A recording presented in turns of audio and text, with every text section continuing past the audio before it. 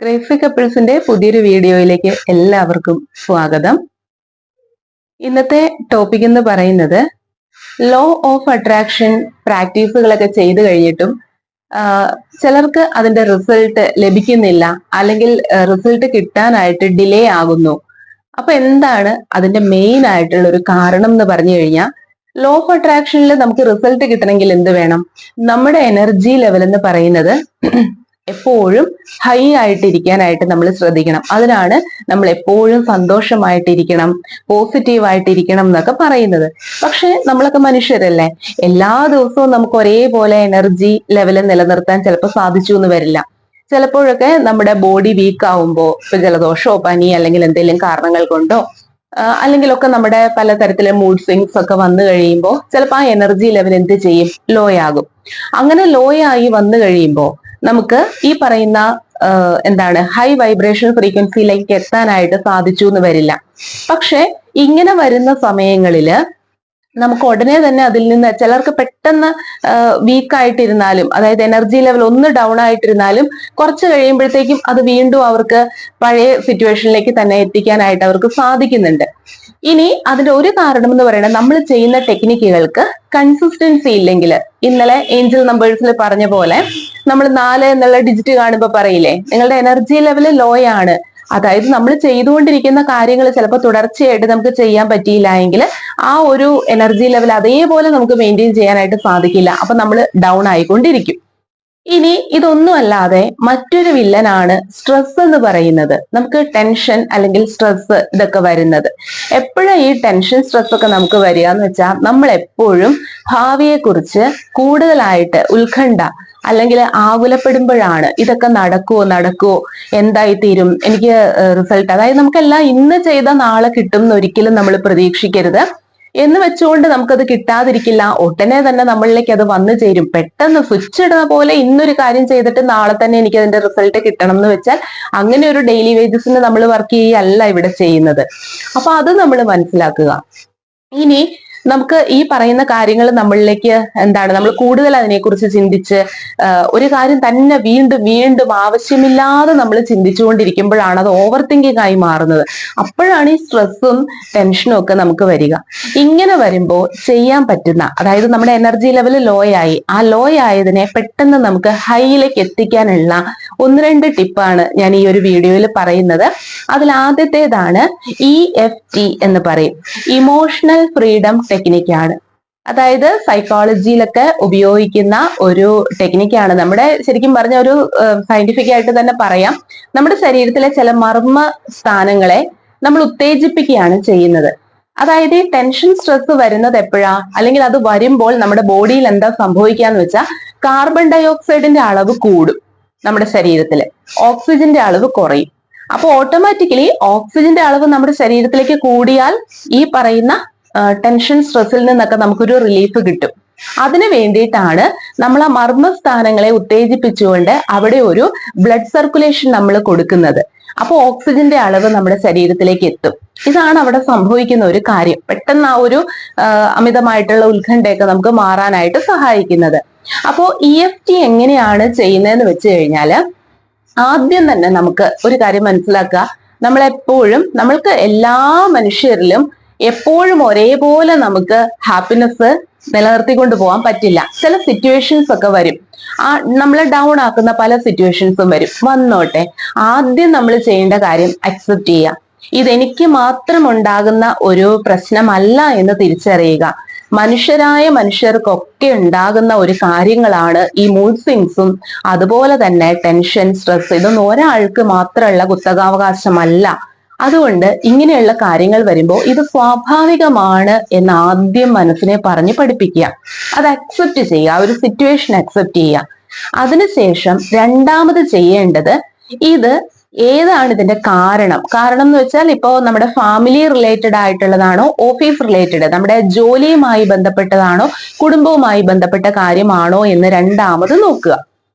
ഇനി മൂന്നാമത് നോക്കേണ്ടത്, ഇത് നിങ്ങളുടെ കൈപ്പിടിയിൽ നിൽക്കുന്നതാണോ, അതായത് നമുക്ക് തന്നെ ഇതിനെ കൺട്രോൾ ചെയ്യാൻ പറ്റുന്നതാണോ അല്ലയോ എന്ന് തിരിച്ചറിയുക. നമ്മളെ കൊണ്ട് കൺട്രോൾ ചെയ്യാൻ പറ്റുന്ന കാര്യം അല്ലെങ്കിൽ അവിടെ വെച്ച് സ്റ്റോപ്പ് ചെയ്ത് ഗുഡ് ബൈ പറയുക. ആ ഒരു ചിന്താഗതിയോട് ഗുഡ് ബൈ പറഞ്ഞേക്കുക. കാരണം നമ്മൾ കൂട്ടിയാൽ കൂടില്ലാത്തൊരു കാര്യമാണെങ്കിൽ എന്ന് വെച്ചാൽ ഇപ്പൊ ഒരുപാട് തരത്തിലുള്ള വൈറസുകളും കാര്യങ്ങളും അസുഖങ്ങളും ഒക്കെ നമ്മുടെ എക്കോണമിയിൽ നമ്മുടെ ഇതിലൊക്കെ വന്നു കഴിയുമ്പോഴത്തേക്കും നമുക്ക് എന്താ ചെയ്യുന്നതെന്ന് വെച്ചാൽ നമ്മുടെ ചുറ്റുപാടും ഇങ്ങനെയുള്ള കാര്യങ്ങൾ വന്നു കഴിയുമ്പോൾ നമ്മളുടെ നിയന്ത്രണത്തിലുള്ള കാര്യങ്ങളൊന്നുമല്ല, നമുക്ക് ചെയ്യാൻ പറ്റുന്ന ചെയ്യാന്നുള്ളതേ ഉള്ളൂ. നമ്മളെ കൊണ്ട് അതിനെ അവോയ്ഡ് ചെയ്യാൻ പറ്റുന്ന ഒരു കാര്യമല്ല എങ്കിൽ അവിടെ സ്റ്റോപ്പ് ചെയ്യുക. പിന്നെ അതിനെക്കുറിച്ച് കാട് കയറി നമ്മൾ ചിന്തിക്കേണ്ട ആവശ്യമില്ല. അടുത്ത കാര്യങ്ങളെക്കുറിച്ച് നമ്മൾ ചിന്തിച്ച് മനസ്സ് അതിനെ ടേൺ ചെയ്യിച്ച് കൊണ്ടുപോയിക്കൊള്ളുക. നമുക്ക് നിയന്ത്രിക്കാൻ പറ്റുന്ന കാര്യമാണെങ്കിൽ മാത്രം ഇനി നോക്കേണ്ട കാര്യം എത്രത്തോളം ഇതിന്റെ ഒരു തീവ്രത ഉണ്ട് എന്നുള്ളത് നമ്മൾ തന്നെ നോക്കി നമ്മൾ തന്നെ ഒരു മാർക്ക് കൊടുക്കുക. അതിൽ പറയുന്നുണ്ട് സൈക്കോളജിയിൽ ഒരു 1 തുടങ്ങി 10 വരെയുള്ള ഒരു സ്കെയിലിൽ നമുക്ക് ഒരു മാർക്ക് കൊടുക്കാം. ഈ മാർക്ക് കൊടുക്കാനായിട്ട് ഞാനൊരു കാര്യം പറയാം. നിങ്ങൾക്ക് അമിതമായിട്ട് അങ്ങനെ ഒരു ടെൻഷൻ സ്ട്രെസ് ഒക്കെ ഉണ്ടാവുമ്പോൾ വല്ലാതെ തലവേദന, അല്ലെങ്കിൽ വൊമിറ്റിംഗ് ടെൻഡൻസി, അല്ലെങ്കിൽ ഇടയ്ക്കിടയ്ക്ക് ബാത്റൂമിൽ പോകാനായിട്ടുള്ള ഒരു തോന്നല്, ഇങ്ങനെയുള്ള കാര്യങ്ങളൊക്കെ ഉണ്ട് എങ്കിൽ നിങ്ങൾക്കൊരു 7 മുകളിലേക്കോ അതിന് മാർക്ക് കൊടുക്കാം. 10 അത്രയും ഉണ്ട് നിങ്ങളുടെ ഒരു സ്ട്രെസ് എന്നുള്ളത്. ബാക്കിയുള്ളതിന് ഒരു 7 താഴെ ഉള്ള ലെവലിലേക്ക് വരും. ഓക്കെ, അപ്പൊ ഈ ഒരു ലെവലിൽ നമ്മൾ മാർക്ക് കൊടുത്തതിന് ശേഷം ഇനി ചെയ്യേണ്ട ഒരു കാര്യം എന്ന് വെച്ചാല് നമ്മൾ ഇതിന്റെ തീവ്രത കുറയ്ക്കുകയാണ്. അതിനായിട്ട് ഇപ്പൊ നമ്മൾ ജോലി ചെയ്യുന്ന സ്ഥലത്തോ വീട്ടിലോ എവിടെയായിരുന്നാലും, ഇപ്പൊ ജോലി ചെയ്യുന്ന സ്ഥലത്താണെങ്കിലും ആ ടൈമിൽ നമുക്ക് ചെയ്യാൻ പറ്റുന്ന ഒരു കാര്യം ഞാൻ പറയാം. എപ്പോഴാണോ നിങ്ങൾക്കൊരു ടെൻഷൻ സ്ട്രെസ് വരുന്നത്, നിങ്ങൾ ഉടനെ തന്നെ ദീർഘമായിട്ടൊരു ശ്വാസം എടുത്തിട്ട് അത് വായിലൂടെ നിങ്ങൾ പുറത്തേക്ക് ശ്വാസം വിടുക. അതായത്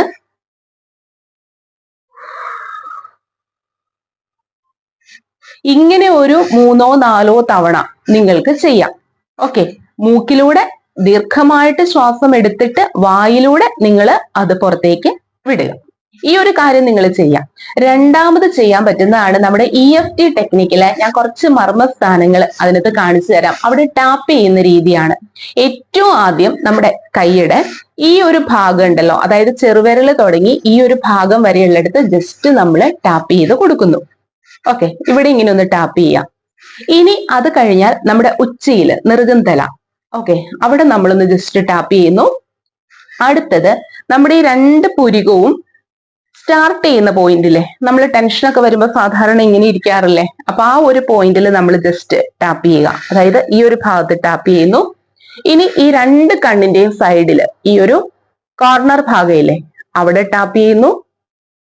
അതേപോലെ കണ്ണിന്റെ അടിയില് അണ്ടർ ഐയിൽ ടാപ്പ് ചെയ്യുക. ഇനിയുള്ളത് മൂക്കിന് താഴെയാണ്. മൂക്കിന് താഴെയായിട്ട് ടാപ്പ് ചെയ്യുന്നു. ഇനി താടിയിൽ ടാപ്പ് ചെയ്യുന്നു. അടുത്തത് നമ്മുടെ കോളർ ബോൺ, അവിടെ നമ്മൾ ടാപ്പ് ചെയ്യുന്നു. പിന്നെയുള്ളത് നമ്മുടെ കൈക്കുഴിയിലും ടാപ്പ് ചെയ്യുന്നു. ഇങ്ങനെ ടാപ്പ് ചെയ്തിട്ട് വീണ്ടും തിരിച്ച് ഇവിടേക്ക് വരേണ്ടതില്ല. ഇവിടെ ഒരു തവണ മാത്രം ടാപ്പ് ചെയ്താൽ മതി. ഇതുപോലെ ഇതേ പ്രോസസ്സ് റിപ്പീറ്റ് ചെയ്ത് ലാസ്റ്റ് നമ്മുടെ നെറുകന്തലയിൽ ടാപ്പ് ചെയ്ത് അവസാനിപ്പിക്കുക. ഇത് ഒരു 3-4 തവണയൊക്കെ ചെയ്ത് കഴിയുമ്പോഴത്തേക്കും, അപ്പൊ ഇങ്ങനെ ചെയ്യുന്ന കണ്ട ആളുകൾ നോക്കില്ല, അങ്ങനെയൊന്നും നിങ്ങൾ വിചാരിക്കേണ്ട. പ്രത്യേകിച്ച് ഇപ്പൊ ആരും ശ്രദ്ധിക്കൊന്നുമില്ല. നമ്മളിങ്ങനെ എന്തെങ്കിലും ഒരു കാര്യം ചെയ്യുമ്പോൾ ജസ്റ്റ് ഇങ്ങനെ ഒന്ന് ടാപ്പ് ചെയ്തുകൊണ്ടിരിക്കുമ്പോൾ ആരും അത്ര ശ്രദ്ധിക്കുന്ന കാര്യമൊന്നുമല്ല. ഓക്കെ, അതുപോലെ നമ്മൾ ഇങ്ങനെ ഇരിക്കാറുണ്ട്. അപ്പൊ ജസ്റ്റ് ഇവിടെ ഒന്ന് ടാപ്പ് ചെയ്യുന്നു, ജസ്റ്റ് ഇവിടെ ഒന്ന് ഇങ്ങനെ ടാപ്പ് ചെയ്ത് കൊടുക്കുക. ഇത് ഒരു ടെക്നിക്കാണ്. ഇമോഷൻസ്, നമ്മുടെ ഇപ്പോഴുള്ള ആ ചിന്തകള് വികാരങ്ങളിൽ നിന്നും ആ പേര് സൂചിപ്പിക്കുന്ന പോലെ തന്നെ ഫ്രീഡം ടെക്നിക്, അതിൽ നിന്നൊക്കെ ഒരു റിലീഫ് കിട്ടുന്ന ഒരു ടെക്നിക്കാണ് EFT ടെക്നിക് എന്ന് പറയുന്നത്. ഇത് അതിന്റെ തീവ്രത അനുസരിച്ച് ഇപ്പൊ 7 മുകളിലേക്കൊക്കെ ആണെങ്കിൽ ഒരു 4-5 തവണ നിങ്ങൾ അത് ചെയ്ത് കഴിയുക.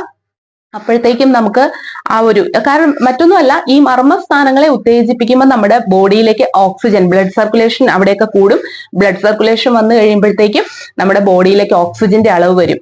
അപ്പൊ ആ കാർബൺ ഡൈ ഓക്സൈഡിന്റെ അളവ് കുറയ്ക്കാനായിട്ട് സാധിക്കും. ഞാൻ ആദ്യം പറഞ്ഞ പോലെ ആ ശ്വാസം എടുത്ത് വായിലൂടെ വിടുന്നതും ഇതും. ഇനി മൂന്നാമത് ചെയ്യാൻ പറ്റുന്ന ഒരു കാര്യമാണ്, നിങ്ങൾ ആ ഇരിക്കുന്ന സ്ഥലം എവിടെയാണോ, അതായത് ആ ടെൻഷൻ സ്ട്രെസ് വരുമ്പോൾ അറ്റ് പ്രസന്റ് നിങ്ങൾ എവിടെ ഇരിക്കുന്നോ അവിടുന്ന് ഉടനെ നിങ്ങൾ സ്ഥലം ചേഞ്ച് ചെയ്യുക. ഒന്ന് എഴുന്നേറ്റ് നടക്കുക. ഓഫീസിലാണെങ്കിലും ജസ്റ്റ് ഒന്ന് എഴുന്നേറ്റ് നിങ്ങൾക്കൊന്ന് വാഷ്റൂം വരെയൊക്കെ ഒന്ന് പോയിട്ട് വരികയോ അല്ലെങ്കിൽ ഒന്ന് എഴുന്നേറ്റ് നടക്കുക. കാരണം അങ്ങനെ ചെയ്യുമ്പോൾ നമ്മുടെ ബോഡി ആ ഒരു സ്ഥലത്ത് നിന്ന് മൂവ് ചെയ്യുമ്പോൾ ഒരേ സമയം നമ്മുടെ ബ്രെയിനിനെ ചിന്തിക്കുകയും പ്രവർത്തിക്കുകയും കൂടെ ചെയ്യാന്ന് പറയുന്നത് ഒരു കോംപ്ലിക്കേറ്റഡ് ആയിട്ടുള്ള കാര്യമാണ്.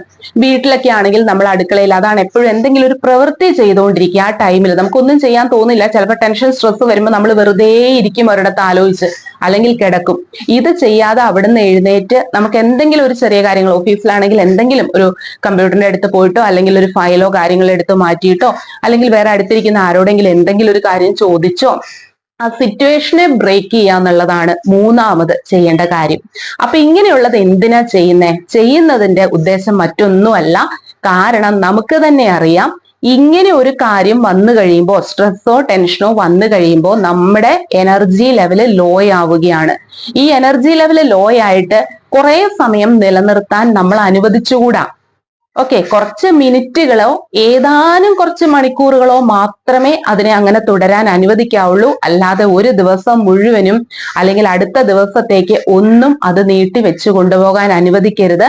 മാക്സിമം നേരത്തെ അതിൽ നിന്നും റിലീഫ് കൊടുക്കുക എന്നുള്ളതാണ്. കാരണം അങ്ങനെ കൊടുക്കുമ്പോൾ ലോ ആയ എനർജി വീണ്ടും ഹൈ ആകും. നമ്മൾ പോസിറ്റീവായിട്ട് വരും, ഹാപ്പി ആയിട്ട് വരും. കാരണം ആ ഒരു ലെവലിൽ തന്നെ നമ്മൾ മെയിൻറ്റെയിൻ ചെയ്ത് പോകുമ്പോഴാണ് ലോ ഓഫ് അട്രാക്ഷന്റെ റിസൾട്ട് നമുക്ക് മാനിഫെസ്റ്റ് ചെയ്യാനായിട്ട് സാധിക്കുക. അപ്പൊ എനർജി ലെവൽ ഉയർത്താനുള്ള ഒരു ടെക്നിക്കാണ് ഇന്നത്തെ ഈ ഒരു വീഡിയോയിൽ പറഞ്ഞത് കേട്ടോ. ചെറിയൊരു വീഡിയോ ആണ്. അപ്പൊ ഈ ഒരു EFT ടെക്നിക്ക് കുറച്ചു പേർക്കൊക്കെ പ്രയോജനപ്പെടുന്നു തോന്നുന്നു. കാരണം നമുക്ക് ആവശ്യമില്ലാതെ നമ്മൾ ആലോചിച്ച് കൂട്ടുന്ന കാര്യങ്ങളെ കൊണ്ടുണ്ടാകുന്ന ടെൻഷൻ, സ്ട്രെസ്സിനെ നമുക്ക് ഒഴിവാക്കാനായിട്ട് ഇങ്ങനെയുള്ള കാര്യങ്ങൾ. പിന്നെ അതിനാണ് നമ്മൾ മെഡിറ്റേഷൻ, പ്രാണായാമ ഡെയിലി പ്രാക്ടീസ് ചെയ്യുന്നവർക്ക് ഇതിന്റെ അളവ് കുറവായിരിക്കും. എന്നിരുന്നാലും ഇപ്പൊ രാവിലെ നമ്മൾ മെഡിറ്റേഷൻ ചെയ്യുന്നു, പ്രാണായാമയൊക്കെ ചെയ്യുന്നുണ്ട്. എന്നിട്ടും നമ്മൾ പുറത്തേക്ക് ഇറങ്ങുമ്പോൾ ഏതെങ്കിലും തരത്തിലുള്ള ഒരു സാഹചര്യത്തിൽ പെട്ടെന്ന് കുറച്ച് മിനിറ്റുകൾ അല്ലെങ്കിൽ 1-2 മണിക്കൂറിലേക്ക് നമുക്ക് എന്തെങ്കിലും ഒരു കാര്യത്തിന്റെ ഒരു പ്രഷർ വരുമ്പോൾ അതിന് നമുക്ക് റിലീഫ് കൊടുക്കാൻ പറ്റുന്ന ടെക്നിക്കുകളാണ് ഇതെല്ലാം കേട്ടോ. അപ്പൊ ഒന്ന് നിങ്ങൾ ട്രൈ ചെയ്ത് നോക്കൂ. നമ്മുടെ എനർജി ലെവൽ എപ്പോഴും ഹൈ ആയിട്ട് തന്നെ ഇരിക്കട്ടെ, എപ്പോഴും പോസിറ്റീവ് ആയിട്ടിരിക്കട്ടെ, ഹാപ്പി ആയിട്ടിരിക്കട്ടെ. അപ്പൊ നമുക്ക് ഇനി നാളത്തെ വീഡിയോ എന്ന് പറയുന്നതുണ്ടല്ലോ, കൺക്ലൂഡ് ചെയ്യുകയാണ്. അതായത് നമ്മുടെ ലോ ഓഫ് അട്രാക്ഷൻ സീരീസിൽ കുറെ ടെക്നിക്കുകളൊക്കെ, പ്രാക്ടീസുകളൊക്കെ നമ്മൾ കഴിഞ്ഞ വീഡിയോസിലായിട്ട് പറഞ്ഞു അല്ലെ. ഇനി നമുക്ക് ഡെയിലി ഇതെല്ലാം, അതായത് നമുക്ക് ആവശ്യമുള്ള കാര്യങ്ങൾ, ഒരു ദിവസം നമ്മൾ ലോ ഓഫ് അട്രാക്ഷനിൽ എന്തെല്ലാം കാര്യങ്ങൾ ചെയ്യണം, അതിന്റെ ഒരു ടൈം ടേബിൾ, അതിന്റെ ഒരു റുട്ടീൻ ഞാൻ തരാം. അത് ഞാൻ ചെയ്യുന്ന ടൈം അനുസരിച്ച് തന്നെയുള്ള കാര്യങ്ങളാണ്. നിങ്ങൾ നിങ്ങളുടെ സമയത്തിനനുസരിച്ച് അത് പാകപ്പെടുത്തി ചെയ്തോളൂ. അപ്പൊ ഒരു ടൈം ടേബിൾ ആയിട്ട് തരുന്നതായിരിക്കും നാളത്തെ വീഡിയോ കേട്ടോ. അപ്പൊ എല്ലാവരോടും ഒരുപാട് സന്തോഷം. എല്ലാവർക്കും താങ്ക് യു.